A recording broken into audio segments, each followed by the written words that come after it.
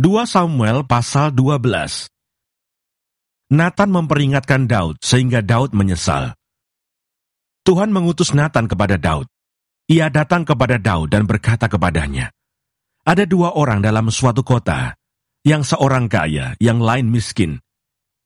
Si kaya mempunyai sangat banyak kambing domba dan lembu sapi.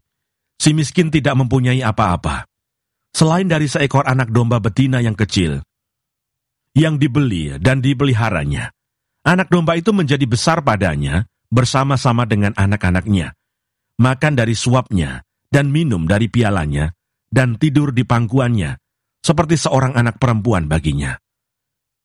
Pada suatu waktu orang kaya itu mendapat tamu, dan ia merasa sayang mengambil seekor dari kambing dombanya atau lembunya untuk memasaknya bagi pengembara yang datang kepadanya itu. Jadi ia mengambil anak domba betina kepunyaan si miskin itu, dan memasaknya bagi orang yang datang kepadanya itu. Lalu Daud menjadi sangat marah karena orang itu, dan ia berkata kepada Nathan, "Demi Tuhan yang hidup, orang yang melakukan itu harus dihukum mati, dan anak domba betina itu harus dibayar gantinya 4 kali lipat, karena ia telah melakukan hal itu, dan oleh karena ia tidak kenal belas kasihan." Kemudian berkatalah Nathan kepada Daud, "Engkaulah orang itu. Beginilah firman Tuhan Allah Israel, akulah yang mengurapi engkau menjadi raja atas Israel, dan akulah yang melepaskan engkau dari tangan Saul. Telah kuberikan isi rumah tuanmu kepadamu, dan istri-istri tuanmu ke dalam pangkuanmu. Aku telah memberikan kepadamu kaum Israel dan Yehuda, dan seandainya itu belum cukup, tentu kutambah lagi ini dan itu kepadamu. Mengapa engkau menghina Tuhan dengan melakukan apa yang jahat di matanya?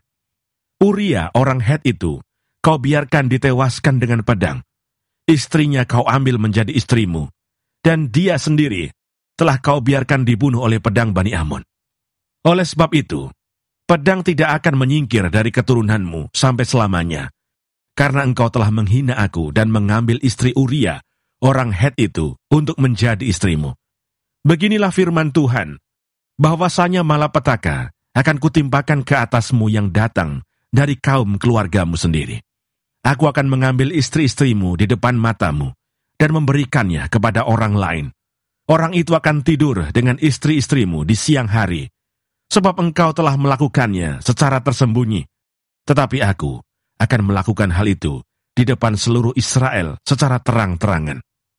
Lalu berkatalah Daud kepada Nathan, "Aku sudah berdosa kepada Tuhan." Dan Nathan berkata kepada Daud, "Tuhan telah menjauhkan dosamu itu, engkau tidak akan mati. Walaupun demikian, karena engkau dengan perbuatan ini telah sangat menista Tuhan, pastilah anak yang lahir bagimu itu akan mati." Kemudian pergilah Nathan ke rumahnya, dan Tuhan menulahi anak yang dilahirkan, bekas istri Uria bagi Daud, sehingga sakit. Lalu Daud memohon kepada Allah oleh karena anak itu. Ia berpuasa dengan tekun, dan apabila ia masuk ke dalam, semalam-malaman itu, ia berbaring di tanah. Maka datanglah kepadanya para tua-tua yang di rumahnya untuk meminta ia bangun dari lantai, tetapi ia tidak mau. Juga ia tidak makan bersama-sama dengan mereka. Pada hari yang ke-7 matilah anak itu, dan pegawai-pegawai Daud takut memberitahukan kepadanya bahwa anak itu sudah mati. Sebab mereka berkata, "Ketika anak itu masih hidup, kita telah berbicara kepadanya. Tetapi ia tidak menghiraukan perkataan kita. Bagaimana kita dapat mengatakan kepadanya, anak itu sudah mati? Jangan-jangan ia mencelakakan diri." Ketika Daud melihat bahwa pegawai-pegawainya berbisik-bisik, mengertilah ia bahwa anak itu sudah mati. Lalu Daud bertanya kepada pegawai-pegawainya, "Sudah matikah anak itu?" Jawab mereka, "Sudah." Lalu Daud bangun dari lantai. Ia mandi dan berurap dan bertukar pakaian. Ia masuk ke dalam rumah Tuhan dan sujud menyembah. Sesudah itu pulanglah ia ke rumahnya, dan atas permintaannya dihidangkan kepadanya roti, lalu ia makan. Berkatalah pegawai-pegawainya kepadanya, "Apakah artinya hal yang kau perbuat ini? Oleh karena anak yang masih hidup itu, engkau berpuasa dan menangis. Tetapi sesudah anak itu mati, engkau bangun dan makan." Jawabnya, Selagi anak itu hidup, aku berpuasa dan menangis, karena pikirku, siapa tahu Tuhan mengasihani aku, sehingga anak itu tetap hidup. Tetapi sekarang ia sudah mati. Mengapa aku harus berpuasa? Dapatkah aku mengembalikannya lagi?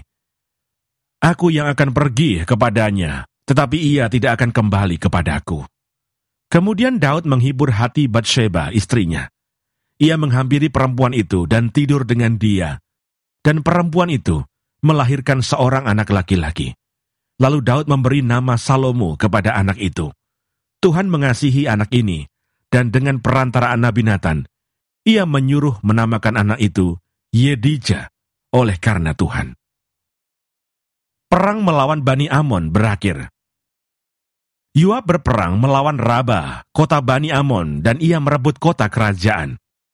Lalu Yoab menyuruh orang kepada Daud dengan pesan, "Aku berperang melawan kota Raba, dan telah merebut pula kota Air.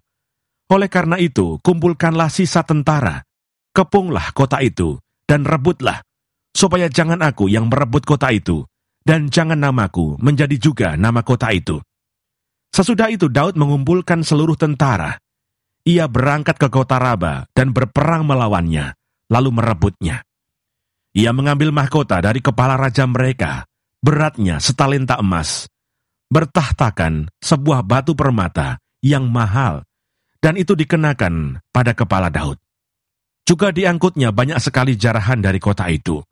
Penduduk kota itu diangkutnya dan dipaksanya bekerja dengan gergaji, penggerek besi dan kapak. Juga dipekerjakannya mereka di tempat pembuatan batu bata. Demikianlah juga diperlakukan Daud segala kota Bani Amon. Sesudah itu pulanglah Daud dengan seluruh tentara ke Yerusalem.